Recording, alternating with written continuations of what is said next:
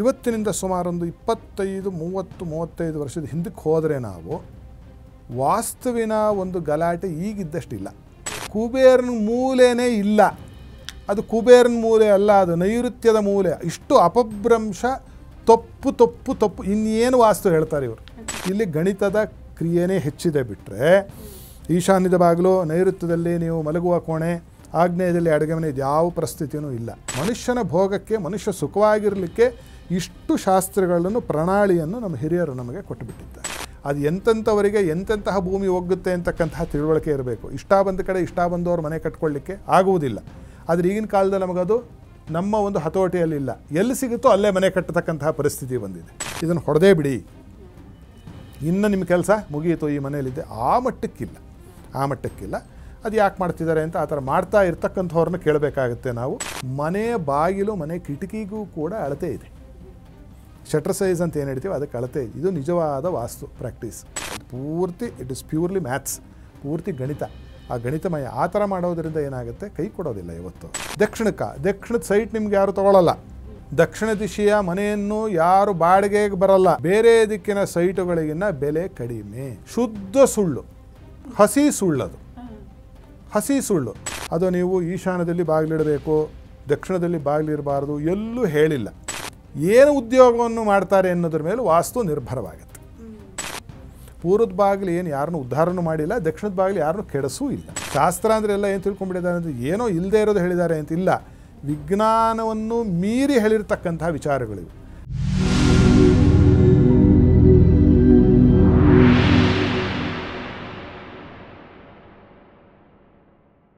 ನಮಸ್ಕಾರ ವೀಕ್ಷಕರೇ, ಟಿವಿ ವಿಕ್ರಮ ಹಂಸಧ್ವನಿ ಕಾರ್ಯಕ್ರಮಕ್ಕೆ ಸ್ವಾಗತ. ನಾನು ಶ್ವೇತಾ. ಯೋಗ ಸೂತ್ರ ಮತ್ತು ಆಧ್ಯಾತ್ಮಿಕತೆಯ ಅರ್ಥಪೂರ್ಣ ವಿಚಾರಗಳನ್ನು ತಿಳಿಸುವಂತಹ ವೇದಿಕೆಯೇ ಹಂಸಧ್ವನಿ ಕಾರ್ಯಕ್ರಮ. ಈ ಕಾರ್ಯಕ್ರಮದಲ್ಲಿ ಎಂದಿನಂತೆ ತಮ್ಮ ಅತ್ಯುನ್ನತ ವಿಚಾರಧಾರೆಗಳಿಂದ ಜ್ಞಾನದ ಮಾರ್ಗ ತೋರುತ್ತಿರುವ ತತ್ವಜ್ಞಾನಿಗಳು, ವೇದಶಾಸ್ತ್ರ ಪಾರಂಗತರು, ಧರ್ಮಶಾಸ್ತ್ರ ಪರಿಣಿತರು ಆಗಿರುವಂತಹ ಹಂಸಶ್ರೀ ಸವಿತ್ರ ಶರ್ಮಾ ಗುರೂಜಿ ಇದ್ದಾರೆ. ಗುರೂಜಿ, ನಿಮಗೆ ಕಾರ್ಯಕ್ರಮಕ್ಕೆ ಸ್ವಾಗತ. ಸರ್ವೇ ಜನಾಃ ಸುಖಿನೋ ಭವಂತು. ಜೈ ಗುರುದೇವ ದತ್ತ. ಎಲ್ಲರಿಗೂ ಶುಭೋದಯ. ಮನೆ ಕಟ್ಟಿ ನೋಡು, ಮದುವೆ ಮಾಡಿ ನೋಡು ಅಂತಾರೆ. ಯಾಕಂದರೆ ಅದು ಕಷ್ಟದ ಕೆಲಸ, ಅಷ್ಟು ಸುಲಭದ ವಿಷಯ ಅಲ್ಲ ಅನ್ನುವಂಥದ್ದು. ಮನೆ ಕಟ್ಟೋದಕ್ಕೆ ಮುಖ್ಯವಾಗಿ ಬೇಕಾಗಿರೋದು ದುಡ್ಡು, ಅದರ ಜೊತೆಗೆ ಎಲ್ಲ ರೀತಿಯ ಒಂದು ಪರಿಕರಗಳು. ಅದರ ಜೊತೆಗೆ ಮನೆ ಕಟ್ಟಬೇಕು ಅಂತ ಯೋಚನೆ ಮಾಡಿದಾಗಲೇ ವಾಸ್ತು ಅನ್ನೋದು ಬಹಳಷ್ಟು ಜನರಲ್ಲಿ ತಲೆಯಲ್ಲಿ ಬರುತ್ತೆ. ಹಾಗಾದರೆ ವಾಸ್ತು ಅನ್ನೋದು, ವಾಸ್ತು ಪ್ರಕಾರದಲ್ಲೇ ಮನೆಯನ್ನು ಕಟ್ಟಬೇಕಾ ಅನ್ನುವಂಥದ್ರ ಬಗ್ಗೆ ಇವತ್ತಿನ ಸಂಚಿಕೆಯಲ್ಲಿ ಮಾತಾಡೋಣ. ಗುರುಜಿ, ಏನು ಹೇಳ್ತೀರಿ? ವಾಸ್ತು ಪ್ರಕಾರವೇ ಮನೆ ಕಟ್ಟುವಂಥ ಅವಶ್ಯಕತೆ ಎಷ್ಟಿದೆ? ವಾಸ್ತುವಲ್ಲಿ ಎಷ್ಟು ವಿಧದ ವಾಸ್ತು ಪ್ರಕಾರಗಳು ಹೇಳಿ. ಮೊದಲನೇದು, ವಾಸ್ತು ಅನ್ನೋ ಪದದ ಅರ್ಥ ಮೂಲಭೂತವಾಗಿ ವಸ್ತು ಅಂತ. ಯಾವುದೋ ಒಂದು ಪದಾರ್ಥ, ಯಾವುದಾದ್ರೂ ಒಂದು ಪದಾರ್ಥ ಇದೆ ಅಂದರೆ ಅದು ವಾಸ್ತುವಿಗೆ ಒಳಪಟ್ಟಿದೆ.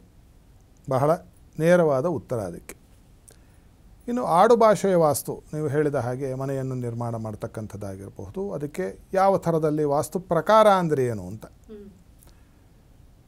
ವಾಸ್ತುವಿನಲ್ಲಿ ಮೂಲಭೂತವಾಗಿ ಮನುಷ್ಯ ವಾಸ್ತು ಅಂತ ಅಥವಾ ಗೃಹವಾಸ್ತು ಅಂತ ಕರೀಬಹುದು ಅದನ್ನು. ಅಂದರೆ ಮನುಷ್ಯ ಮಾತ್ರದವರು, ಸಂಸಾರಿಗಳು, ಅವರು ನಿವಾಸ ಮಾಡಲಿಕ್ಕೆ ಯೋಗ್ಯವಾಗಿರ್ತಕ್ಕಂತಹ ಯಾವೊಂದು ಸಿದ್ಧಾಂತವಿದೆಯೋ ಅದಕ್ಕೆ ಮನುಷ್ಯಾಲಯ ಚಂದ್ರಿಕಾ ಅಂತಕ್ಕಂಥ ಒಂದು ಗ್ರಂಥವೇ ಇದೆ. ಅದು ಮಯವಾಸ್ತು ದರ್ಪಣ ಅಂತ ಇದೆ, ಸಮರಾಂಗಣ ಸೂತ್ರಧಾರ ಅಂತಿದೆ, ಮಾನಸಾರಿ ಅಂತ ಇದೆ, ಸನತ್ಕುಮಾರ ವಾಸ್ತು ಅಂತ ಇದೆ. ಈ ರೀತಿಯಾಗಿ ಉದ್ಗ್ರಂಥಗಳಿದೆ. ಚಿಕ್ಕಪುಟ್ಟ ಗ್ರಂಥ ಅಲ್ಲ. ವಾಸ್ತುವಿನ ಬಗ್ಗೆ, ಜ್ಯೋತಿಷ್ಯದ ಬಗ್ಗೆ ಮಾತಾಡೋರು ಮಾತಾಡ್ತಿರ್ತಾರೆ, ಪಾಪ ಏನಂದ್ರೆ ಹೇಳ್ತಿರ್ತಾರೆ, ಇರಲಿ. ಎರಡನೆಯದ್ದು ಪ್ರಾಸಾದ ವಾಸ್ತು. ಪ್ರಾಸಾದ ವಾಸ್ತು ಅಂದರೆ ದೇವಸ್ಥಾನಗಳಿಗೆ ಸಂಬಂಧಪಟ್ಟಂತಹ ವಾಸ್ತು. ಮೂರನೆಯದ್ದು ನಿಮಗೆ ಪೀಠೋಪಕರಣಗಳ ವಾಸ್ತು, ಫರ್ನಿಚರ್ ಮೇಕಿಂಗ್. ನಾವೇನು ಕೂತಿದ್ದೀವಿ ಇದು ವಾಸ್ತುವಿಗೆ ಒಳಪಡುತ್ತೆ. ಇನ್ನು ಮನೆಯನ್ನು ವಾಸ್ತು ಪ್ರಕಾರ ನಿರ್ಮಾಣ ಮಾಡುವುದು ಅಂತ ಕೇಳಿದ್ರಿ. ನೋಡಿ, ಇವತ್ತಿನಿಂದ ಸುಮಾರೊಂದು 25-30-35 ವರ್ಷದ ಹಿಂದಕ್ಕೆ ಹೋದರೆ ನಾವು ವಾಸ್ತುವಿನ ಒಂದು ಗಲಾಟೆ ಈಗಿದ್ದಷ್ಟಿಲ್ಲ. ಈಗಿದ್ದಷ್ಟು ಅದರ ಗಲಾಟೆ ಇರಲಿಲ್ಲ. ಅದಕ್ಕೆ ಎರಡು ಕಾರಣಗಳು. ತಮ್ಮದೇ ಆದಂತಹ ಕೆಲವು ವಾಸ್ತುಗಳನ್ನು ಹುಟ್ಟು ಹಾಕಿದಂತಹ ಮಹನೀಯರು. ಎರಡನೆಯದ್ದು ಮಾಧ್ಯಮಗಳು. ಎಲ್ಲ ಥರದ ಮಾಧ್ಯಮಗಳು ಏನು ಮಾಡ್ತು, ಇದನ್ನು ಸ್ವಲ್ಪ ಪ್ರಮೋಟ್ ಮಾಡೋಕ್ಕೆ ಅವರು ಕೂಡ ಕಾರಣೀಭೂತರೆ. ಜ್ಯೋತಿಷ್ಯನೂ ಅಷ್ಟೇ, ವಾಸ್ತುನೂ ಅಷ್ಟೇ. ಈ ಜ್ಯೋತಿಷ್ಯ ಅಥವಾ ಈ ವಾಸ್ತು ಅಂತ ನಾವು ತೆಗೆದುಕೊಂಡಾಗ ಹಿಂದೆ ಇದ್ದಿದ್ದು ಹೇಗೆ ಅಂತಂದರೆ, ಈಗ ಸಾರ್ವತ್ರಿಕವಾಗಿ ಒಂದು ವಾಸ್ತು ಇದೆ, ಹೇಳ್ಬಿಡ್ತೀನಿ ನಾನು, ಅದು ಎಲ್ಲರಿಗೂ ಪ್ರತಿಯೊಬ್ಬರಿಗೂ ಗೊತ್ತು. ಇದನ್ನು ನಾನು ಹೇಳ್ತಾ ಇರೋದು 10,000ನೇ ಸತಿ ಮಾಧ್ಯಮದಲ್ಲಿ ನಾನು ಕನಿಷ್ಠ. ಕುಬೇರ ಮೂಲೆ, ಕುಬೇರನ ಮೂಲೆನೇ ಇಲ್ಲ, ಅದು ಕುಬೇರನ ಮೂಲೆ ಅಲ್ಲ, ಅದು ನೈಋತ್ಯದ ಮೂಲೆ. ಇಷ್ಟು ಅಪಭ್ರಂಶ, ತಪ್ಪು ಇನ್ನೇನು ವಾಸ್ತು ಹೇಳ್ತಾರೆ ಇವರು. ಕುಬೇರ ಮೂಲೆ ಎಲ್ಲಿದೆ ತೋರಿಸಿ, ನನಗೆ ಒಂದು ಕಡೆ ತೋರಿಸಿ, ನಾನು ವಾಸ್ತು ಹೇಳೋದು ನಿಲ್ಲಿಸ್ಬಿಡ್ತೀನಿ ಅವತ್ತಿನಿಂದ. ಕುಬೇರನ ಮೂಲೆನೇ ಇಲ್ಲ. ಕುಬೇರನ ದಿಕ್ಕು ಉತ್ತರ ದಿಕ್ಕು, ನೈಋತ್ಯಕ್ಕೆ ಕುಬೇರನ ಮೂಲೆ ಅಂತ ಹೇಳಿಬಿಟ್ಟು ಹೆಸರೇ ಬದಲಾಯಿಸೋ ಮಟ್ಟಿಗೆ ನಮ್ಮ ಜನ ತಲೆ ಕೆಡಿಸಿಕೊಂಡು ಬಿಟ್ಟಿದ್ದಾರೆ ಅಂದರೆ ಇದು ನಿಜವಾಗಲೂ ವಾಸ್ತುವಿನ ಪ್ರಭಾವನೆ ಅಂತಲೇ ಅನಿಸ್ಬಿಡ್ತು ಒಂದೊಂದ್ಸತಿ. ಅಂದರೆ ಇವರೊಳಗಿರ್ತಕ್ಕಂಥ ವಸ್ತು ಯಾವುದೋ ಒಂದು, ಈ ವಸ್ತು ಎಡವಟ್ಟಾಗ್ಬಿಟ್ಟಿದೆ, ವಾಸ್ತು ಪ್ರಕಾರ ಇಲ್ಲ, ಅದು ವಾಸ್ತು ಪ್ರಕಾರ ಇಲ್ಲ. ಅದನ್ಯಾಕೆ ಹಂಗೆ ಹೇಳಿದೆ ಅಂದರೆ, ಈಗ ಉದಾಹರಣೆಗೆ ನಮ್ಮ ದೇಹದಲ್ಲಿ ಸುಮಾರು ಅಂಗಾಂಗಗಳಿವೆ. ಶಿನ್ ಬೋನ್ ಅಂತಾರೆ, ಈ ಕಾಲಿನ ಕೆಳಗಡೆ ಒಂದು ಮೂಳೆ. ಇಲ್ಲಿ ತೊಗೊಂಡ್ರೆ ಇದೇ ಉದಾಹರಣೆ, ಇದೊಂದು 20ನೇ ಸತಿ ಹೇಳ್ತಿದ್ದೀನಿ ಮಾಧ್ಯಮದಲ್ಲಿ, ಮತ್ತೊಮ್ಮೆ ಹೇಳ್ತೀನಿ. ಈ ನನಗೆ ಇಲ್ಲಿಂದ ಇಲ್ಲಿಗೊಂದು ಮೂಳೆ ಇರುತ್ತೆ, ಇಲ್ಲಿಂದಲೂ ಮೂಳೆ ಇರುತ್ತೆ, ನಿಮಗೂ ಇದೆ. ಇದಕ್ಕೆ ರೇಡಿಯಲ್ ಬೋನ್ ಅಂತ, ರೇಡಿಯಸ್ ಅಂತಾರೆ ಇದಕ್ಕೆ ಅಲ್ನ ಅಂತಾರೆ ಫಿಸಿಯಾಲಜಿಯಲ್ಲಿ. ಈ ರೇಡಿಯಸ್ ಮೂಳೆ ಇಷ್ಟುದ್ದ ಇದ್ದರೆ ಅಲ್ನ ಇಷ್ಟೇ ಉದ್ದ ಇರಬೇಕು ಅನ್ನೋದು ನಿಯಾಮಕ ಇದೆ. ಆ ರೇಷ್ಯೋ, ಆ ಅನುಪಾತ ಇದೆಯಲ್ಲ, ಅದು ಬದಲಾಗೋದಿಲ್ಲ. ಇದು 1 ಇದ್ದರೆ ಇದು 1.1 ಇರಬೇಕು, ಉದಾಹರಣೆ ಹೇಳ್ತಾ ಇದ್ದೀನಿ ನಾನು. ಇದು ಅಥವಾ ಇದು 2 ಇದ್ದರೆ ಇದು 2.6 ಇರಬೇಕು ಅಂತಿರುತ್ತೆ. ಅಕಸ್ಮಾತ್ ಇದೇನಾದರೂ 0.1 mm ಜಾಸ್ತಿ ಇತ್ತು ಅಂತಂದರೆ ಆ ಕೈ ಕೆಲಸಕ್ಕೆ ಬರಲ್ಲ, ಮನುಷ್ಯನಿಗೆ ನೋವು ಬರುತ್ತೆ, ಅವನು ಹೋಗಿ ಆಪ್ರೇಷನ್ ಮಾಡಿಸಿಕೊಳ್ಳಬೇಕಾಗತ್ತೆ. ಅಂದರೆ ಏನಂತಂದರೆ ಇದು ಗಣಿತದ ಪ್ರಕಾರವಾಗಿದೆ. ಅದೇನಾದರೂ ಹೆಚ್ಚಾಯಿತು ಅಂತಂದರೆ ಏನಾಗೋಗುತ್ತೆ, ಮನುಷ್ಯ ಹೊರಟೋಗ್ತಾನೆ. ಹೃದಯ, ಕಾರ್ಡಿಯೋಮೆಗಲಿ ಅಂತ ಒಂದು ರೋಗ ಇದೆ. ಅದೇನಾಗುತ್ತೆ ಅಂದರೆ ಹೃದಯ ದೊಡ್ಡದಾಗುತ್ತೆ. ದೊಡ್ಡ ಹೃದಯದವರಲ್ಲ, ಹೃದಯ ದೊಡ್ಡದಾಗುತ್ತೆ ಅವರಿಗೆ, ಮನುಷ್ಯ ಸತ್ತೋಗ್ತಾನೆ. ಏನಾಗಬಾರ್ದಿತ್ತು ಹಂಗಾದರೆ? ಅಂದರೆ ಯಾವುದಕ್ಕೆ ಒಂದು ಇತಿಮಿತಿಗಳಿದೆ, ಗತಿ ಇದೆ. ಅಷ್ಟಿದ್ದರೆ ಚೆನ್ನ, ಅದೆಲ್ಲ ಅದ್ಭುತವಾಗಿರುತ್ತೆ. ಅದೇ ರೀತಿಯಾಗಿ ಹೇಗೆ ನಮ್ಮ ಅಂಗ ಆಮೇಲೆ ಏನಾಗುತ್ತೆ ಅಂತಂದರೆ ಎನ್ಲಾರ್ಜ್ಮೆಂಟ್ ಆಫ್ ಸ್ಪ್ಲೀನ್ ಅಂತ ಆಗುತ್ತೆ. ನಮ್ಮಲ್ಲಿ ಒಂದು ಅಂಗ, ಈ ಮಲೇರಿಯಾ ಇತ್ಯಾದಿಗಳು ದೊಡ್ಡದಾಗಿರ್ತಕ್ಕಂತಹ ಜ್ವರಾದಿಗಳು ಬಂದರೆ ಅದು ಊದುತ್ತೆ, ಅದು ಕಡಿಮೆ ಆಗಬೇಕು, ಇಲ್ಲಾಂದರೆ ಮನುಷ್ಯನ ಆರೋಗ್ಯಕ್ಕೆ ಮತ್ತು ಆಯುಷ್ಯಕ್ಕೂ ತೊಂದರೆ ಕೊಡುತ್ತೆ. ಅದೇ ರೀತಿಯಾಗಿ ಈ ಜೀವ ಅಂತಕ್ಕಂತಹದ್ದು ಈ ದೇಹ ಅಂತಕ್ಕಂತಹ ಮನೆಯಲ್ಲಿ ನಿವಾಸ ಮಾಡಿದೆ. ಹೌದಾ? ಅಷ್ಟಂತೂ ಒಪ್ತೀವಾ? ಈ ಪ್ರಾಣ ನೋವನ್ನು ಅನುಭವಿಸದೆ ಈ ದೇಹ ಅಂತಕ್ಕಂತಹ ಮನೆಯಲ್ಲಿರಬೇಕು ಅಂದರೆ ಈ ದೇಹದ ಒಂದು ರಚನೆ ಅಚ್ಚುಕಟ್ಟಾಗಿರಬೇಕು. ಆಮೇಲೆ ದೇಹನ ಹೇಗೆ ನಡೆಸ್ಕೋತೀವಿ ಅನ್ನೋದು ಬೇರೆ ವಿಚಾರ, ಅದು ತಿರ್ಗಿ ಆಚರಣೆ ವಿಚಾರಕ್ಕೆ ಬಂತು. ಅದು ಈ ಸದ್ಯದ ಪ್ರಶ್ನೆಗೆ ಒಳಪಟ್ಟಿರ್ತಕ್ಕಂಥದ್ದಲ್ಲ. ಈ ವಾಸ್ತು ಅಂದರೆ ಅದೇ ರೀತಿಯಾಗಿ ಈ ದೇಹ ಇರುವುದಕ್ಕೊಂದು ಮನೆ ಬೇಕು. ಇದು ಇಲ್ಲಿ ಎಡವಿರೋದು ನಮ್ಮ ಜನ, ಇಲ್ಲಿ ಬಹಳ ಎಡವಿಬಿಟ್ಟಿದ್ದಾರೆ. ವಾಸ್ತುಶಾಸ್ತ್ರಜ್ಞರು ಅಂತ ಈಗ ಏನು ವಾಸ್ತು ಹೇಳ್ತಾ ಇದ್ದಾರೆ ಸುಮಾರು ಜನರು, ಎಲ್ಲರೂ ಅಂತ ಹೇಳೋದಿಲ್ಲ ನಾನು. ಅದೇನು ಅಂದರೆ ಅದು ದೇಶವನ್ನು ಸ್ಥಳವನ್ನು ಅನುಸರಿಸಿ ಬದಲಾವಣೆ ಆಗುತ್ತೆ. ದಕ್ಷಿಣ ಭಾರತದಲ್ಲಿ ಒಂದು ರೀತಿ, ಉತ್ತರ ಭಾರತದಲ್ಲಿ ಒಂದು ರೀತಿ ನಾವು ವಾಸ್ತುವಿನ ರಚನೆ ಮಾಡಿಕೊಟ್ರೆ ಅಮೇರಿಕಾದಲ್ಲಿ ಬೇರೆ ಥರ ಮಾಡಬೇಕಾಗಿ ಬರುತ್ತೆ. ಅದೇ ಅಂಟಾರ್ಟಿಕಾಗಿ ಹೋದರೆ ನೀವು ಬೇರೆ ಥರ ಮಾಡಬೇಕಾಗಿ ಬರುತ್ತೆ. ಅದಕ್ಕೇನು ಹೇಳ್ತಾರೆ ಅಂತಂದರೆ, ನೀವು ಯಾರನ್ನಾದರೂ ಜ್ಯೋತಿಷ್ಕರನ್ನು ವಾಸ್ತು ಹೇಳೋರನ್ನೋ ಕೇಳ್ತೀರಿ ಅಂತಂದರೆ ಅವನು ಸ್ಥಳೀಕನಾಗಿರಬೇಕು, ಆ ಸುತ್ತಮುತ್ತಲಿನ ಎಲ್ಲ ವಿಚಾರ ಗೊತ್ತಿರತಕ್ಕಂಥವನು, ಸಂಪ್ರದಾಯ ಬಲ್ಲಿದನಾಗಿರ್ತಕ್ಕಂಥವನ್ನ ಕೇಳಬೇಕು ಅಂತ ಉಕ್ತಿ ಇದೆ. ಈ ವಾಸ್ತು ಮೂಲಭೂತವಾಗಿ ಹೇಗಿತ್ತು ಅಂದರೆ ಈಗಿನ ಕಾಲದ ಥರ ಈಶಾನ್ಯಕ್ಕೆ ಬಾಗಿಲನ್ನು ಇಡು, ಯಾರು ನೋಡಿ ನಾರ್ತ್ ಈಸ್ಟ್ ಎಂಟ್ರೆನ್ಸಾ ಅಂತ ಕೇಳ್ತಾರೆ, ನೋಡಿರ್ತೀರ ನೀವು. ಉತ್ತರಕ್ಕೆ ಬಾಗಿಲು, ಪೂರ್ವಕ್ಕೆ, ದಕ್ಷಿಣದ ಸೈಟ್ ನಿಮ್ಗೆ ಯಾರು ತೊಗೊಳ್ಳಲ್ಲ. ದಕ್ಷಿಣ ದಿಶೆಯ ಮನೆಯನ್ನು ಯಾರು ಬಾಡಿಗೆಗೆ ಬರಲ್ಲ. ದಕ್ಷಿಣ ದಿಕ್ಕೆಲ್ಲ ಇರ್ತದೆ, ಏನೋ ಹಾದಿ ಇರ್ತಕ್ಕಂತಹ ಸೈಟ್ಗಳು ಇವತ್ತಿಗೂ ನಾನು ಮಾತಾಡ್ತಾ ಇದ್ದ ಹಾಗೇನೆ ಬೇರೆ ದಿಕ್ಕಿನ ಸೈಟುಗಳಿಗಿನ್ನ ಬೆಲೆ ಕಡಿಮೆ. ಹಾಗಾದರೆ ದಕ್ಷಿಣ ದಿಕ್ಕಲ್ಲಿ ದರಿದ್ರ ಅನ್ನೋದಿದೆ ಅಂತ ಶುದ್ಧ ಸುಳ್ಳು, ಹಸಿ ಸುಳ್ಳದು, ಹಸಿ ಸುಳ್ಳು. ದಕ್ಷಿಣ ದಿಕ್ಕಿನಲ್ಲಿರ್ತಕ್ಕಂಥ ಕೋಟ್ಯಾಧಿಪತಿಗಳನ್ನು ತೋರಿಸ್ತೀನಿ ಬನ್ನಿ ನನ್ನ ಹತ್ರ. ಉತ್ತರ ದಿಕ್ಕಿನಲ್ಲಿ ಈಶಾನ್ಯದ ಬಾಗಿಲು ಇಟ್ಕೊಂಡು ತಿನ್ನಕ್ಕಿಲ್ಲದೆ ಇರೋರನ್ನೂ ತೋರಿಸ್ತೀನಿ ಬನ್ನಿ. ಯಾಕಿಷ್ಟನ್ನು ಹೇಳಬೇಕಾಯಿತು ಅಂದರೆ ಮೂಲಭೂತವಾಗಿ ವಾಸ್ತು ಅಂತಕ್ಕಂಥದ್ದು ಒಂದು ಗಣಿತ, ಅದು ಗಣಿತಶಾಸ್ತ್ರ. ಅದರಲ್ಲಿ 18 ವರ್ಗದ ಗಣಿತ ಇದೆ. ಅಲ್ಲಿ 18 ಪಾಯಿಂಟ್ಗಳಿವೆ. ಆ 18ರಲ್ಲಿ ಕನಿಷ್ಠ 9 ತೇರ್ಗಡೆ ಆಗಬೇಕು. ಆ ರೀತಿಯಾಗಿ ಆ ಅಳತೆಗೆ, ಆ ಮಾನಕ್ಕೆ ಸರಿಯಾಗಿ ಮನೆಯನ್ನು ಕಟ್ಟಿಕೊಳ್ಳುತ್ತಂತಕ್ಕೆ ವಾಸ್ತು ಅಂತಾರೆ. ಬಿಟ್ಟರೆ ಅಲ್ಲೂ ಬರುತ್ತೆ. ಆ ಅಳತೆಗೆ ತಕ್ಕನಾಗಿ ಮಾಡಿದಾಗ ಬೀದಿ ಯಾವ ಕಡೆಗಿದೆಯಪ್ಪ ಅಂತ ಕೇಳಬೇಕು. ವಾಸ್ತು ತತ್ವಜ್ಞನಾಗಿರ್ತಕ್ಕಂಥವನು ಪೂರ್ವಕ್ಕಿದೆ ಅಂದರೆ ಅದಕ್ಕೆ ಸರಿಯಾಗಿ ಗಣಿತ ಮಾಡಿಕೊಡ್ಬೇಕು ಅವನು, ಅಷ್ಟೇ ಗಣಿತ ಮಾಡಿಕೊಡ್ಬೇಕು ಅವನು. ಈಗ ನೋಡಿ, ಮಕ್ಕಳಿಗೆ ಈ ಹಲ್ಲಿಗೆ ಬ್ರೇಸರ್ಸ್ ಹಾಕಿಸ್ತಾರೆ. ಕೆಲವು ಸೊಟ್ಟ ಇರುತ್ತೆ, ನೋಡಿರ್ತಾರೆ ಮಕ್ಕಳಿಗೆ. ಕೆಲವ್ರಿಗೆ ಏನಾಗುತ್ತೆ, ಹಲ್ಗೂ ಮಧ್ಯೆ ಸುಮಾರು ಮಧ್ಯೆ ಏನಾಗುತ್ತೆ, ಗ್ಯಾಪ್ಗಳಿರುತ್ತೆ. ಯಾಕೆ ಅಂತಂದರೆ ತಂದೆಯ ವಸಡು ತಾಯಿಯ ಹಲ್ಲು ಬಂದಿರುತ್ತೆ. ತಂದೆಯ ವಸಡು ತಾಯಿಯ ಹಲ್ಲು ಬಂದರೆ ಏನಾಗುತ್ತೆ, ಗ್ಯಾಪ್ ಬಿಟ್ಕೊಳ್ಳುತ್ತೆ. ತಾಯಿಯ ವಸಡು ತಂದೆಯ ಹಲ್ಲು ಬಂದರೆ ಒಂದ್ರ ಮೇಲೆ ಕೂತ್ಕೊಂಡ್ಬಿಡುತ್ತೆ. ಆಗ ಬ್ರೇಸರ್ಸ್ ಹಾಕಿ ಅದನ್ನು ಏಳೋದು, ಕಿತ್ತು ಸರ್ ಮಾಡಬೇಕು ಯಾರು, ದಂತವೈದ್ಯ. ಅದೇ ರೀತಿಯಾಗಿ ಏನಾಗುತ್ತೆ ಅಂದರೆ, ನೀವು ನಿರ್ಮಾಣ ಮಾಡುವ ಭೂಮಿ ಅದು ತಾಯಿ, ನಿರ್ಮಾಣ ಮಾಡುವ ಮನೆ ತಂದೆ.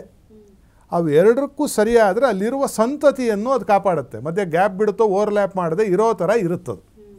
ಯಾವ ದಿಕ್ಕು, ಯಾವ ದಶೆ ಅಂತ ಕರೀತಾರೆ. ದಿಕ್ಕು ದಶೆ ಇಲ್ಲದೆ ಒಂದೊಂದು ಕರೀತಾರೆ ನೋಡಿ. ದಿಕ್ಕು ಅಂದರೆ ಯಾವುದು, ಯಾವ ಕಡೆ ಮುಖ ಮಾಡಿದೆ, ಯಾವ ಕಡೆಗೆ ಹೋಗ್ತಿದೆಯಾ ಅಂತ, ಟ್ಯಾಂಜೆಂಟ್ ಆಫ್ ಎ ಪರ್ಸನ್. ಅದಕ್ಕೆ ಅನುಗುಣವಾಗಿ ಗಣಿತ ಮಾಡಿಕೊಡೋಕ್ಕೆ ಬಂದರೆ ಅದಕ್ಕೆ ವಾಸ್ತು ಅಂತ ಹೆಸರು. ಅದು ನೀವು ಈಶಾನ್ಯದಲ್ಲಿ ಬಾಗಿಲಿಡಬೇಕು, ದಕ್ಷಿಣದಲ್ಲಿ ಬಾಗಿಲಿರಬಾರ್ದು, ಎಲ್ಲೂ ಹೇಳಿಲ್ಲ. ಅದಕ್ಕೆ ಉಚ್ಚದ್ವಾರಗಳು, ಮಧ್ಯಮ ದ್ವಾರಗಳು, ನೀಚದ್ವಾರಗಳು ಅಂತ ಇದೆ.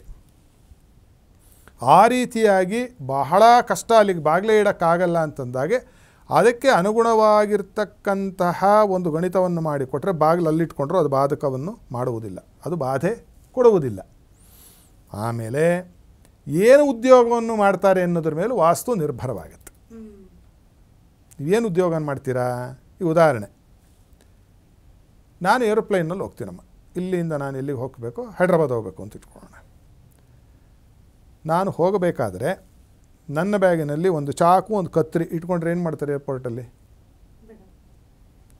ನನ್ನ ಜೊತೆಲಿ ಇನ್ನೊಬ್ಬರು ಬಂದಿರ್ತಾರೆ, ವೈದ್ಯರು, ಅವ್ರದ್ದಿರುತ್ತೆ. ಆವಾಗ ಯಾಕೋ ಅದರ ವೃತ್ತಿಯ ಒಂದು ವ್ಯತ್ಯಾಸ ಅಲ್ವಾ? ಅವ್ರನ್ನೂ ಕೇಳ್ತಾರೆ ಯಾಕೆ ತೊಗೊಂಡೋಗ್ತೀರಾ ಅಂತ. ಅದಕ್ಕೆ ಪುರಾವೆಗಳು ತೋರಿಸಿದ್ರೆ ನಾನು ಸೆಟ್ ತೊಗೊಂಡು ಹೋಗ್ತಿದ್ದೀನಿ ಆಪ್ರೇಷನ್ ಮಾಡೋಕ್ಕೆ ಅಂತ ಅವಕಾಶ ಇರುತ್ತೆ.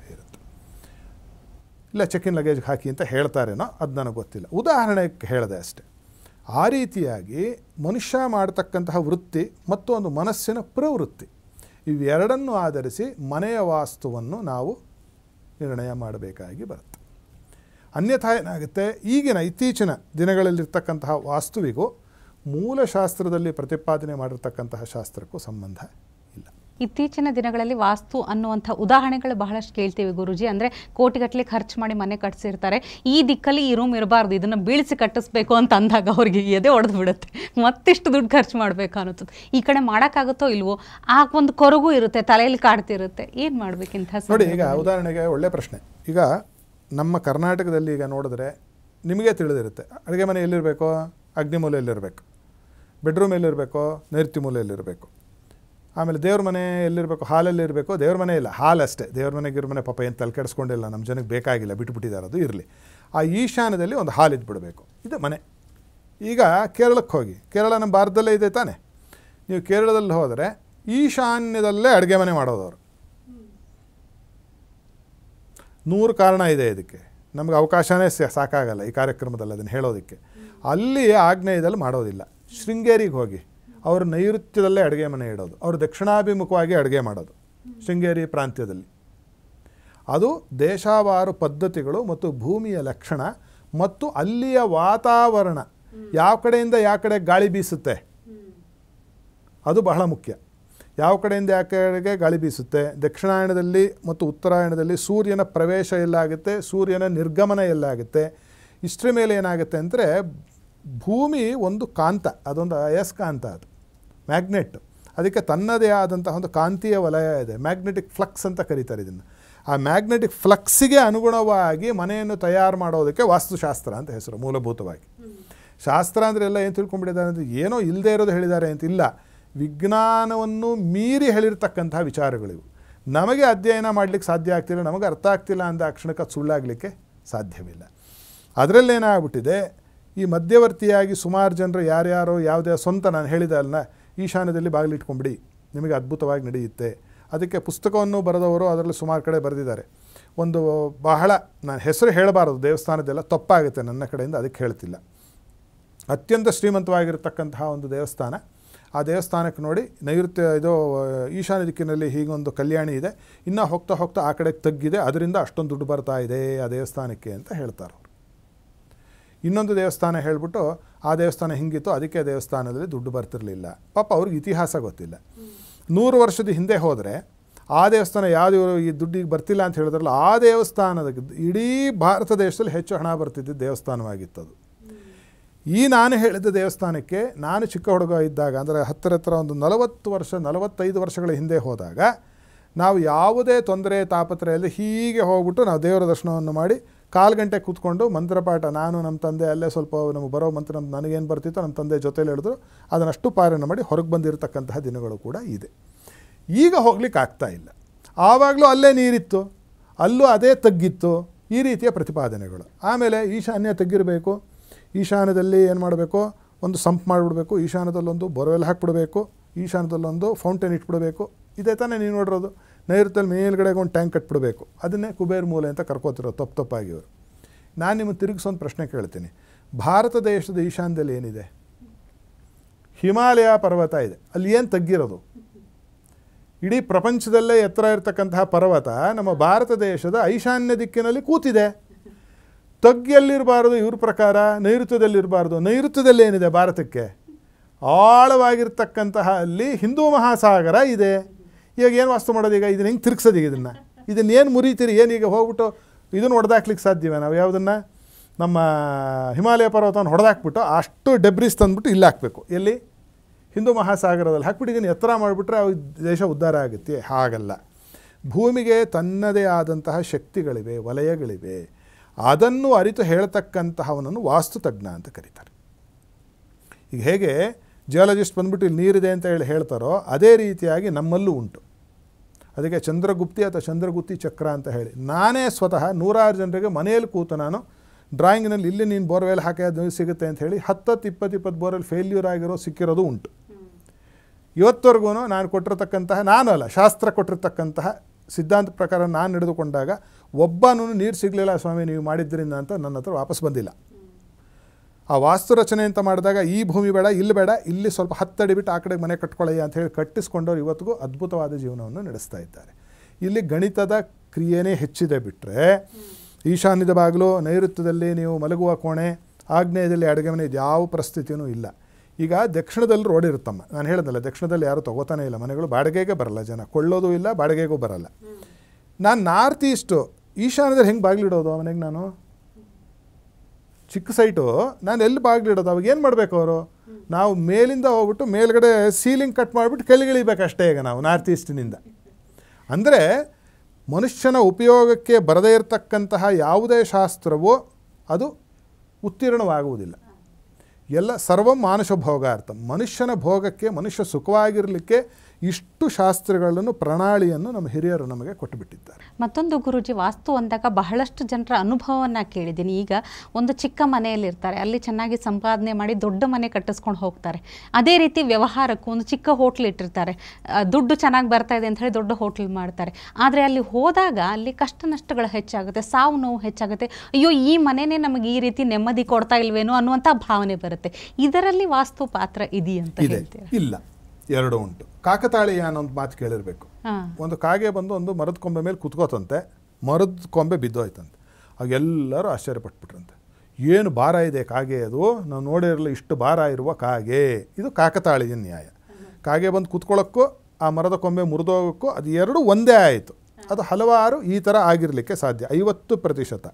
ಇನ್ನು 50%ದಲ್ಲಿ ನೀವು ಹೇಳಿರುವಾಗ ವಾಸ್ತುವಿನ ಒಂದು ವಿಚಾರವು ಉಂಟು. ಅದು ಹೇಗೆ ಅಂತಂದರೆ, ಚಿಕ್ಕ ಮನೆ ದೊಡ್ಡ ಮನೆ ಅಂತಕ್ಕಂಥದ್ದು ನಮಗೆ ಮುಖ್ಯ ಅಲ್ಲ. ಈ ಉದಾಹರಣೆಗೆ ನಿಮಗೆ 1 ಲಾರಿ ಲೋಡು ನಾನು ಗ್ರಾನೈಟು ಅಥವಾ 100 ಗ್ರಾಮ್ ಬಂಗಾರ ಕೊಡ್ತೀನಿ, ಯಾವ್ದು ಬೇಕು ನಿಮಗೆ?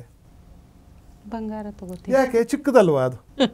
ಅಂದರೆ ಅದರಲ್ಲಿ ಗುಣ ಹೆಚ್ಚಿದೆ, ಅದರ ಬೆಲೆ ಹೆಚ್ಚಿದೆ. 100 ಗ್ರಾಮ್ ಬಂಗಾರ ಹೇಗೆ ಶ್ವೇತಾ ಅವ್ರಿಗೆ ಮುಖ್ಯ ಆಯಿತು, ಗ್ರಾನೈಟ್ ಒಂದು ಲಾರಿ ನೀನೇ ಇಟ್ಕೊ ಅಂತೀರ, ಬೇಡ. ಯಾಕಂದರೆ ಅಂಥದ್ದು ಎಷ್ಟು ಲಾರಿ ಲೋಡ್ ತೊಗೋಬೋದು ನೀವು, ಒಂದು 100 ಗ್ರಾಮ್ ಬಂಗಾರ ಕೊಟ್ಟರೆ ಇವತ್ತಿನ ಒಂದು ಕಾಲಘಟ್ಟದಲ್ಲಿ. ಆ ರೀತಿಯಾಗಿ ಆ ಮನೆ ಚಿಕ್ಕದಾಗಿದ್ದರೂ ಚೊಕ್ಕದಾಗಿ ಫಲವತ್ತಾಗಿ ಗುಣಾನ್ವಿತವಾಗಿ ಘನವಾಗಿ ಇರುವುದರಿಂದ ಅಲ್ಲಿ ಅವರಿಗೆ ಚೆನ್ನಾಗಿ ಬಂಗಾರದ ರೀತಿಯಲ್ಲಿ ಬೆಲೆ ಬಂದಿರುತ್ತೆ.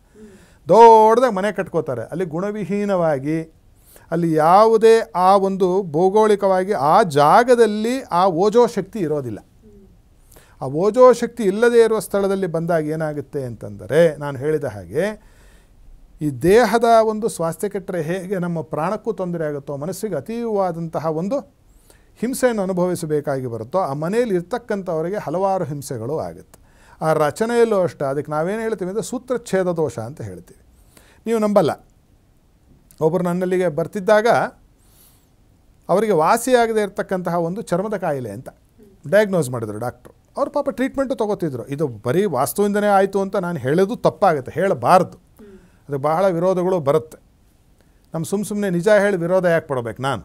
ಅದಕ್ಕೆ ತಟಸ್ಥವಾಗಿ ಹೇಳ್ತಕ್ಕಂಥದ್ದು ಉತ್ತರ. ಅದು ನಾವು ಅಷ್ಟು ಬುದ್ಧಿ ನಮಗೂ ಬಂದಿದೆ, ಮಹಾಜನರೇ ಕಲಿಸಿದ್ದಾರೆ ನಮಗೆ. ಅಲ್ಲೇನಾಯಿತು, ಅವರಿಗೆ ವರ್ಷಾನುಗಟ್ಟಲೆ ಅವರು ಔಷಧೋಪಚಾರವನ್ನು ಮಾಡಿದ್ದಾಗ್ಯೂ ಅದು ಸರಿ ಹೋಗಲಿಲ್ಲ. ನನ್ನ ಹತ್ರ ಯಾರೋ ಹೇಳಿದ್ರು ಅಂತ ಬಂದರು.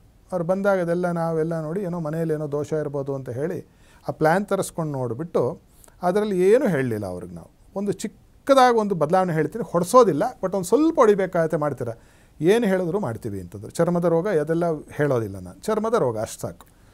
ನಾವೇನು ಮಾಡಿದ್ವಿ, ಮನೆಯಲ್ಲಿರ್ತಕ್ಕಂತಹ ಒಂದು ಕಿಟಕಿ ಮಧ್ಯಭಾಗದಲ್ಲಿ ಒಂದು ಅಳತೆ ಕೊಟ್ಬಿಟ್ಟು 6 ಇಂಚಿನ ಒಂದು ಪ್ಲ್ಯಾಂಕ್ ಹಾಕಿ ಅಂತ ಹೇಳಿದ್ವಿ. ವುಡನ್ ಪೀಸ್, ಮರದ ಒಂದು ಪಟ್ಟಿಯನ್ನು ಅಲ್ಲಿಗೆ ಹಾಕಿಸಿ, ಆಮೇಲೆ ಬಾಗಿಲಿತ್ತು, ಬಾಗಿಲನ್ನೇನು ಮಾಡಿದ್ವಿ 1.5 ಅಡಿ ಪಕ್ಕಕ್ಕೆ ತಳ್ಳಿ ಹಾಕಿ ಅಂತ, ವಾಸಗಾಲ್ ಸಮೇತವಾಗಿ. ಆಮೇಲೆ ಅದಕ್ಕೆ ಮಾಮೂಲಿ ಅಂತ ಒಂದು ಚಿಕ್ಕದಾಗಿ ಒಂದು ಪೂಜೆ ಪುನಸ್ಕಾರ ಮಾಡಿಸ್ಕೊಂಬಿಡಿ ಅಂತ.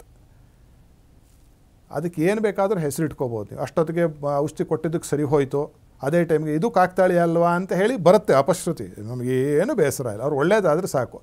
ಶ್ರೇಯಸ್ಸು ಔಷಧೋಪಚಾರಕ್ಕೆ ಹೋಗಲಿ, ನಮಗೇನು ತೊಂದರೆ ಇಲ್ಲ. ಅದಾದ 3 ತಿಂಗಳು ಚರ್ಮರೋಗ ಹೊರಟಾಯ್ತು ಅವ್ರಿಗೆ.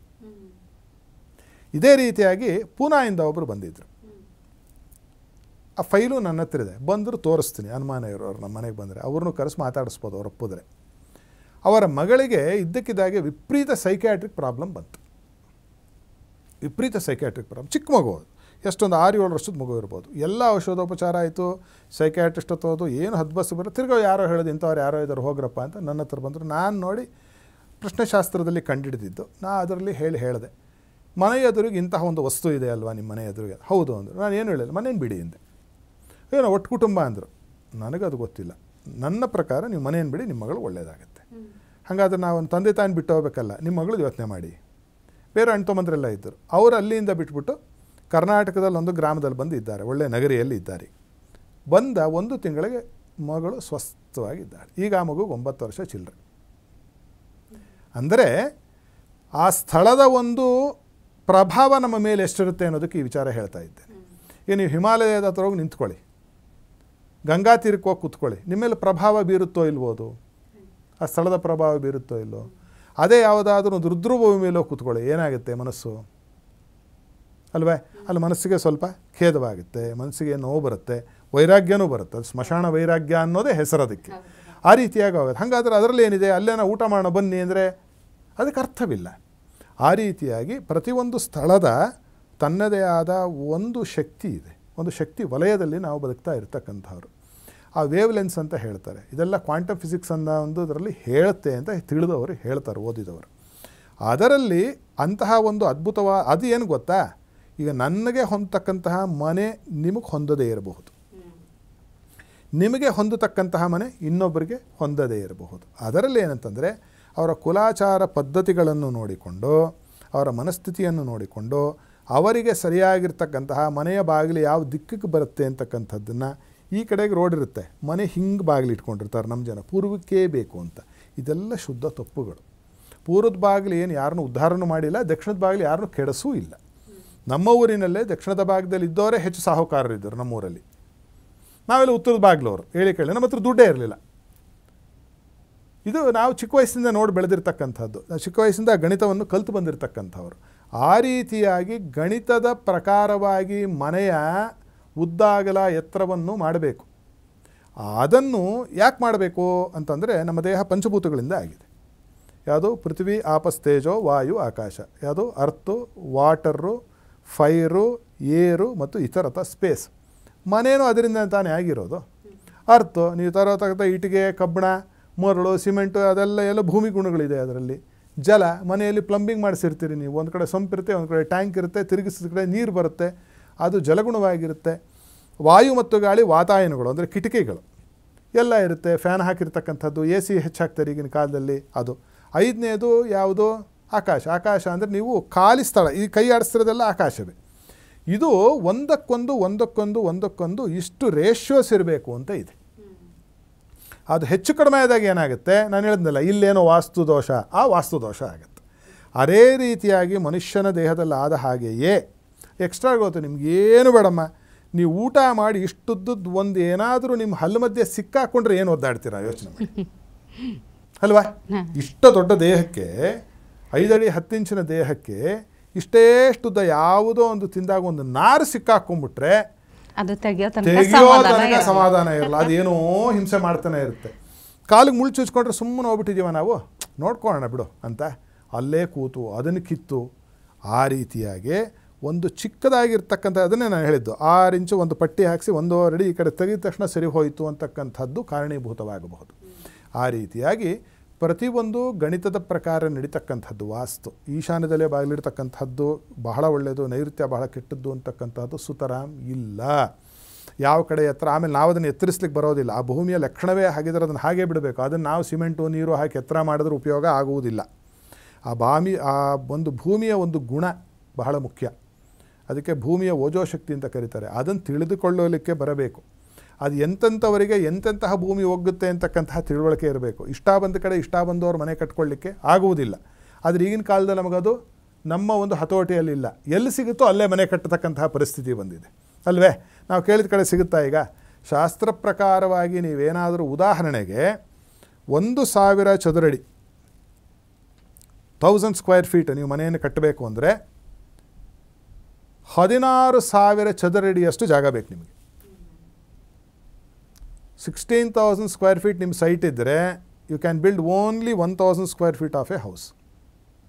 ಇದು ಮೂಲ ಶಾಸ್ತ್ರದಲ್ಲಿ ಹೇಳಿರ್ತಕ್ಕಂಥದ್ದು. ಆವಾಗ ಇಡೀ ಊರನ್ನೇ ಅದಕ್ಕೆ ವಾಸ್ತು ಪ್ರಕಾರವಾಗಿ ನಿರ್ಮಾಣ ಮಾಡ್ತಿದ್ರು. ಈಗ ತಂಜಾವೂರು ಇಂಥ ಊರುಗಳೆಲ್ಲವೂ ಕೂಡ ಅದೇನಿದೆ ಗ್ರಾಮ ವಾಸ್ತು ಅಂತ ಹೇಳಿ. ಆಮೇಲೆ ರಾಜಧಾನಿಗೆ ಒಂದು ಬೇರೆ ವಾಸ್ತು ಇದೆ ಶಾಸ್ತ್ರದಲ್ಲಿ. ರಾಜನಾದವನು ಈ ಥರದ ಮನೆಯಲ್ಲಿರಬೇಕು, ಸೇನಾಧಿಪತಿ ಈ ಥರದಲ್ಲಿರಬೇಕು, ಮಂತ್ರಿ ಈ ಥರದಲ್ಲಿರಬೇಕು, ಆಮೇಲೆ ವೇದ ಪಾಠವನ್ನು ಮಾಡ್ತಕ್ಕಂಥವ್ರು ಬ್ರಾಹ್ಮಣರು ಇಂಥ ಇರಬೇಕು, ವ್ಯಾಪಾರ ಮಾಡೋನು ಇಂಥ ಕಡೆ ಇರಬೇಕು. ಹಾಗೆ ಇರೋದದು ಇವತ್ತು ಕೂಡ ಹಾಗೆ ಇರ್ತಕ್ಕಂಥದ್ದು. ಆ ಮನಸ್ತತ್ವಕ್ಕೆ ಸರಿಯಾಗಿ, ನಮ್ಮ ಒಂದು ಉದ್ಯೋಗಕ್ಕೆ ಸರಿಯಾಗಿ ಆ ಥರದ ಮನೆಯಲ್ಲಿ ವಾಸ ಮಾಡಿದಾಗ ಏನಾಗುತ್ತೆ ಅಂತಂದರೆ, ಯೋಗಿ ಪಡೆದಿದ್ದು ಯೋಗಿಗೆ, ಭೋಗಿ ಪಡೆದಿದ್ದು ಭೋಗಿಗೆ ಅನ್ನೋ ರೀತಿಯಲ್ಲಿ ಅದು ಅದರೊಂದಿಗೆ ಅದನ್ನು ವರ್ತಿಸಿ ಒಂದಕ್ಕೊಂದು ಪೂರಕವಾಗಿ, ಕಾರಕವಾಗಿ, ಪ್ರೇರಕವಾಗಿ ಏನು ಮಾಡುತ್ತೆ, ಅವರಿಗೆ ಉತ್ತಮತೆಯನ್ನು ಕೊಡ್ತಾ ಹೋಗುತ್ತೆ. ಇಲ್ಲ ನಾವು ಇಷ್ಟ ಬಂದ ಕಡೆ ಇಷ್ಟ ಬಂದಂಗೆ ಕಟ್ಕೋತೀವಿ ಅಂತಂದರೆ ಅದು ಸ್ವೇಚ್ಛೆ, ಅದು ಸ್ವತಂತ್ರ ಅಲ್ಲ. ಶಾಸ್ತ್ರ ಸ್ವೇಚ್ಛೆಯನ್ನು ಕೊಡೋಲ್ಲ, ಸ್ವತಂತ್ರವನ್ನು ಕೊಡುತ್ತೆ. ಆ ರೀತಿಯಾಗಿ ಎಲ್ಲ ಸರ್ವತಂತ್ರ ಸ್ವತಂತ್ರರು, ಅದರ ಬಗ್ಗೆ ಏನಿಲ್ಲ. ಬಟ್ ಈ ಥರದ ಒಂದು ವಾಸ್ತುವಿನಲ್ಲಿ ಶಾಸ್ತ್ರೋಚೋದಿತವಾಗ ಶಾಸ್ತ್ರ ಮುಖೇನ ಶಾಸ್ತ್ರವನ್ನು ತಿಳಿದವರ ಮುಖಾಂತರ ವಾಸ್ತವವನ್ನು ಮಾಡಿಕೊಂಡರೆ ಜೀವನ ಹಸನು. ಇಲ್ಲದೇ ಇದ್ದರೆ ಏನಾಗುತ್ತೆ ಅಂತಂದರೆ ತೊಂದರೆ ಆಗಬಹುದು. ಕೆಲವು ಸತಿ ಕೆಟ್ಟದಾಗಿದ್ದಾಗಲೂ ತೊಂದರೆ ಆಗೋದಿಲ್ಲ. ಆವಾಗ ಏನಂತಂದರೆ ಅವರು ಪೂರ್ವ ಪುಣ್ಯ. ಅದು ಈಗ ಸೈಕಲ್ ತುಳಿತಾ ಇರ್ತೀವಿ, ಡೌನ್ ಬಂದಾಗ ಏನು ಮಾಡ್ತೀವಿ? ಸೈಕಲ್ ನೀವು ತುಳಿಯೋ ಅವಶ್ಯಕತೆ ಇಲ್ಲ, ಅದ್ರ ಪಾಠಕ್ಕೆ ಅದು ಹೋಗ್ತಿರುತ್ತೆ. ಆವಾಗ ನೀವು ವಿತಂಡವಾದ ನಾನು ತುಳಿತಾನೆ ಇಲ್ಲ ಹೋಗ್ತಿಲ್ಲೇನಯ್ಯ ಅಂತಂದರೆ ಆ ಥರದ ಯಾವುದೋ ಪೂರ್ವಾರ್ಜಿತ ಪುಣ್ಯ ಇದೆ ನಿಮಗೆ ನಡೆಸ್ತಾ ಇದ್ದಾನೆ ಭಗವಂತ. ಡೌನ್ ಮುಗಿದ ಮೇಲೆ ಕತೆ ಹೇಳಿ ನಿಮ್ಮದು ನನಗೆ. ಅಪ್ ಶುರು ಆಗುತ್ತಲ್ಲ, ಆವಾಗ ನೀವು ಪೆಡ್ಲು ಹೊಡಿಲೇಬೇಕಾಗುತ್ತೆ. ಆವಾಗ ಆಯಾಸ ಪಟ್ಟು ಬೆವುತು ಬ್ಲಡ್ ಪ್ರೆಷರು ಹೆಚ್ಚಿಸ್ಕೊಳ್ಬೇ ರೀತಿಯಲ್ಲಿ ಪೆಡ್ಲು ಹೊಡಿಬೇಕಾಗಿ ಬರುತ್ತೆ ನಮಗೆ. ಆದ್ದರಿಂದ ಜಯ ಇರೋರಿಗೂ ಭಯ ಇಲ್ಲ ಅಂತಕ್ಕಂಥವ್ರಿಗೆ ನಡೆದು ಹೋಗ್ತಾ ಇದೆ. ಅಂಥವ್ರು ಏನು ಮಾಡಬಾರ್ದು, ಇಂಥದ್ರಿಗೆ ವಿಮರ್ಶೆಯನ್ನು ಮಾಡಬಾರ್ದು. ಭಗವಂತ ನಮ್ಮನ್ನು ಚೆನ್ನಾಗಿಟ್ಟಿದ್ದಾನಪ್ಪ ಅಂತ ಕೈ ಮುಗಿದು ಯಾರೋ ಏನೋ ಮಾಡ್ತಿದ್ರೆ ಅದರ ಬಗ್ಗೆ ನಾವು ಹೆಚ್ಚು ಕುಚೋದ್ಯವನ್ನು ಮಾಡದೆ ನಮ್ಮ ದಿಕ್ಕನ್ನು, ನಮ್ಮ ಕೆಲಸವನ್ನು ನಾವು ನೋಡಿಕೊಂಡು ಹೋಗಬೇಕು. ಆದರೆ ನಾನು ಹೇಳಿದ ಹಾಗೆ ಶಾಸ್ತ್ರ ಶಾಸತೆ ತಸ್ಮಾತ್ ತ್ರಾಯತೆ ಇತಿ ಶಾಸ್ತ್ರಂ. ಅದನ್ನು ಅನುಸರಿಸೋದ್ರಿಂದ ನಮಗೆ ಏನಮ್ಮ, ಅದರಿಂದ ಏನು ನಷ್ಟವೂ ಇಲ್ಲ. ಈಗ ನೀವು ಬರ್ತಾ ಇರ್ತೀನಿ ನಿಮ್ಮೂರಿಗೆ, ಹಂಗೆ ಹೋಗ್ತೀನಿ ನೀವು ಹೇಳ್ತೀರ, ಆ ಕಡೆ ಹೋಗಬೇಡಿ, ಅಲ್ಲೊಂದು ನಾಗರಾವಿದೆ ಅಂತ. ನಾನು, ನೀನು ನೋಡಿದ್ಯೇನಮ್ಮ ಅಲ್ಲಿ, ಯಾವತ್ತಿದೆ, ಯಾವ ಕಲರ್ ಇದೆ, ಎಷ್ಟು ಉದ್ದ ಇದೆ, ಎಂಥ ನಾಗರಾವು, ಇದ್ರ ಬದಲು ಹೌದೇನಮ್ಮ ಅಂದ್ಕೊಂಡು ಪಕ್ಕದ ನಿಮ್ಮ ಜೊತೆಯಲ್ಲಿ ಬರೋದು ಬಿಟ್ಟು ನಾನು ಆ ಕಡೆ ಹೋಗಿ ಮುಳ್ಳು ಚುಚ್ಕೊಂಡ್ರು ಅಂಥ ವ್ಯಕ್ತಿಗೆ ಹಾವು ಕಚ್ಚಿತು ಅಂತ ಅವನು ಹೋಗಲೂಬಹುದು. ಅದರಲ್ಲಿ ಏನಿದೆ, ಯಾರೋ ಹೇಳ್ತಿದ್ದಾರೆ, ತಿಳಿದವ್ರು ಹೇಳ್ತಿದ್ದಾರೆ, ಆ ಊರವ್ರು ಹೇಳ್ತಿದ್ದಾರೆ, ಆ ಥರ ಈ ಶಾಸ್ತ್ರನ ಪ್ರತಿಪಾದನೆ ಮಾಡಿದವ್ರು ಹೇಳ್ತಿದ್ದಾರೆ. ಕೇಳಿದ್ರೆ ಅದರಿಂದ ನಷ್ಟ ಅಂತೂ ಇಲ್ಲ ನಮಗೆ. ಆದರೆ ಆ ಹೆಸರಿನಲ್ಲಿ ಇಲ್ಲದೇ ಇರತಕ್ಕಂತಹ ಪ್ರಚಾರಗಳು, ಇಲ್ಲದೇ ಇರತಕ್ಕಂಥದ್ದು, ನೀವು ಹೇಳಿದ ಹಾಗೆ ಇದನ್ನು ಹೊಡೆದೇ ಬಿಡಿ, ಇನ್ನು ನಿಮ್ಮ ಕೆಲಸ ಮುಗಿಯಿತು ಈ ಮನೆಯಲ್ಲಿದ್ದೆ, ಆ ಮಟ್ಟಕ್ಕಿಲ್ಲ. ಅದು ಯಾಕೆ ಮಾಡ್ತಿದ್ದಾರೆ ಅಂತ ಆ ಥರ ಮಾಡ್ತಾ ಇರ್ತಕ್ಕಂಥವ್ರನ್ನ ಕೇಳಬೇಕಾಗುತ್ತೆ ನಾವು. ಶಾಸ್ತ್ರದ ದೃಷ್ಟಿಕೋನದಲ್ಲಿ ಈ ಪುರಾತನವಾಗಿರ್ತಕ್ಕಂಥ ನಾನು ಹೇಳಿದ ಹಾಗೆ ಮಯವಾಸ್ತು, ಈ ಥರದ ಸುಮಾರು ವಾಸ್ತು ಶಾಸ್ತ್ರದ ಪ್ರಕಾರವಾಗಿ ನಾವು ಹೋದಾಗ, ನಾನು ಹೇಳಿದಾಗ ಗಣಿತಾತ್ಮಕವಾಗಿ ಈ ಥರದ ಒಂದು ವಾಸ್ತು ಮನೆಯನ್ನು ನಿರ್ಮಾಣ ಮಾಡಿಕೊಂಡರೆ, ದೇವಸ್ಥಾನವನ್ನು ನಿರ್ಮಾಣ ಮಾಡಿದರೆ, ಪೀಠೋಪಕರಣಗಳನ್ನು ನಿರ್ಮಾಣ ಮಾಡಿದರೆ, ಮನೆಯ ಬಾಗಿಲು, ಮನೆ ಕಿಟಕಿಗೂ ಕೂಡ ಅಳತೆ ಇದೆ. ಶಟರ್ ಸೈಜ್ ಅಂತ ಏನು ಹೇಳ್ತೀವಿ ಅದಕ್ಕೆ ಅಳತೆ ಇದೆ. ಇದು ನಿಜವಾದ ವಾಸ್ತು ಪ್ರಾಕ್ಟೀಸ್.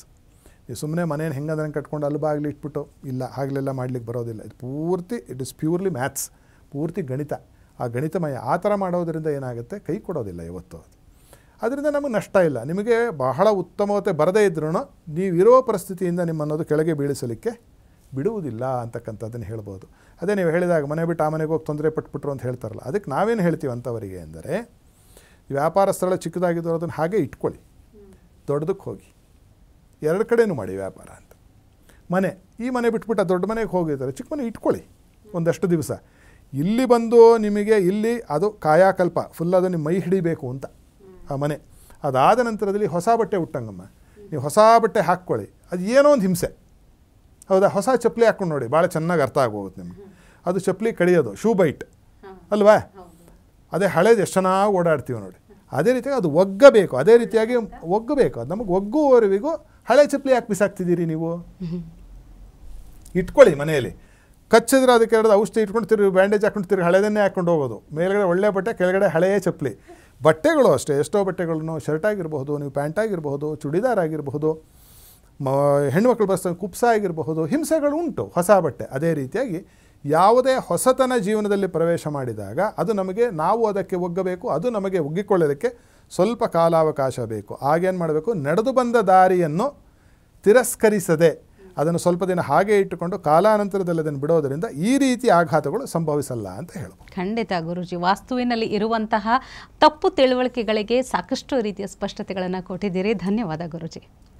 ಸರ್ವೇ ಜನ ಸುಖಿನೋ ಭವಂತು, ಸಮಸ್ತ ಸನ್ಮಂಗಳಾನಿ ಭವಂತು. ವೀಕ್ಷಕರೇ, ವಾಸ್ತು ಕುರಿತಾದ ಎಲ್ಲ ಪ್ರಶ್ನೆಗಳಿಗೂ ಉತ್ತರ ಸಿಕ್ಕಿದೆ ಅಂದ್ಕೊಳ್ತೀನಿ. ಇನ್ನೂ ನಿಮ್ಮ ಮನಸ್ಸಲ್ಲಿ ಸಂಶಯಗಳು ಮೂಡಿದೆ ಅಂತಾದರೆ ನಮ್ಮ ಸ್ಕ್ರೀನ್ ಮೇಲೆ ಇರುವಂಥ ನಂಬರನ್ನು ಕಾಂಟ್ಯಾಕ್ಟ್ ಮಾಡಿ ಗುರೂಜಿಗಳಿಗೆ ನೇರವಾಗಿ ಭೇಟಿಯಾಗಿ ನಿಮ್ಮ ಸಂಶಯಗಳಿಗೆ ಪರಿಹಾರವನ್ನು ಕಂಡುಕೊಳ್ಳಬಹುದು. ಮುಂದಿನ ಸಂಚಿಕೆಯಲ್ಲಿ ಮತ್ತೊಂದು ಹೊಸ ವಿಷಯದೊಂದಿಗೆ ಭೇಟಿಯಾಗೋಣ. ನಮಸ್ಕಾರ. ಟಿವಿ ವಿಕ್ರಮ, ದೇಶ ನಿಮ್ಮ ಕೈಯಲ್ಲಿ. ಈ ಕಾರ್ಯಕ್ರಮ ನಿಮಗೆ ಇಷ್ಟ ಆಗಿದ್ದಲ್ಲಿ ಲೈಕ್, ಶೇರ್ ಹಾಗೂ ಕಮೆಂಟ್ ಮಾಡಿ. ಟಿವಿ ವಿಕ್ರಮದ ಕಾರ್ಯಕ್ರಮಗಳನ್ನು ನಿರಂತರವಾಗಿ ವೀಕ್ಷಿಸಲು ಸಬ್ಸ್ಕ್ರೈಬ್ ಮಾಡಿ, ಬೆಲ್ ಐಕನ್ ಒತ್ತಿ.